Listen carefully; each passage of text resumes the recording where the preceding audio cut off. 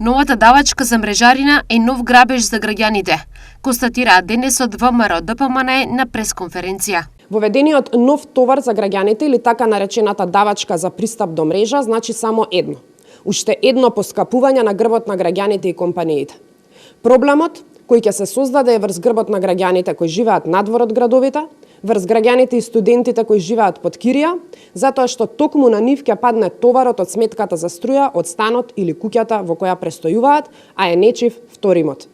Оваа давачка, која власта ја нарекува пристап до мрежа од 250 денари месечно, е удар и врз студентите, младите брачни парови кои живеат под кирија, земјоделците кои имаат куќа на село и стан во град.